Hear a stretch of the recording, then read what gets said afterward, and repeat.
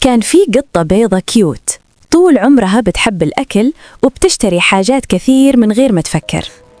في يوم رجعت البيت وبصت في جيبها، ما لقت ولا جنيه. ساعتها وقفت مع نفسها وبدأت تفكر، هو أنا ليه دايما مفلسة؟ ليه ما حوش؟ ليه ما أعملش حاجة تنفعني قدام؟ قعدت على الترابيزة، جابت ورقة وقلم وبدأت تكتب: هقلل المصاريف، هحوش جزء من كل فلوس تجيلي، وهستنى شوي قبل ما أشتري أي حاجة. وبدل ما تسيب فلوسها تضيع، جابت حصالة حلوة وبدأت تحط فيها كل يوم شوي. عدى وقت وكل يوم كانت تحط عملة ولا 2 وتكتب في الكشكول قدامها هي حوشت قديه. بعد فترة لقت الحصالة تملت والفلوس بقت حلوة، فحست إنها فخورة بنفسها جدا. قالت دلوقت أقدر أعمل حاجة كبيرة بجد. قررت تفتح مشروع صغير من اللي بتحبه. عملت كشك لطيف تبيع فيه سندوتشات وحلويات لذيذة زي اللي كانت تحب تشتريها زمان.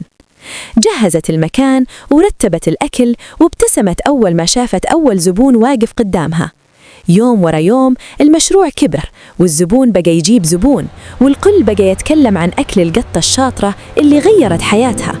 بقت واقفة قدام مشروعها فرحانة، عندها دخل ثابت وعندها فلوس محوشة، والأهم عندها حلم تحقق بإيديها. وفي آخر اليوم بصت لنفسها وقالت: شايفة يا قطة؟ أول ما فكرنا صح وبدأنا نوفر، قدرنا نفتح مشروع وننجح. السر مش إنه الفلوس تجي وبس، السر إننا نعرف نستخدمها صح.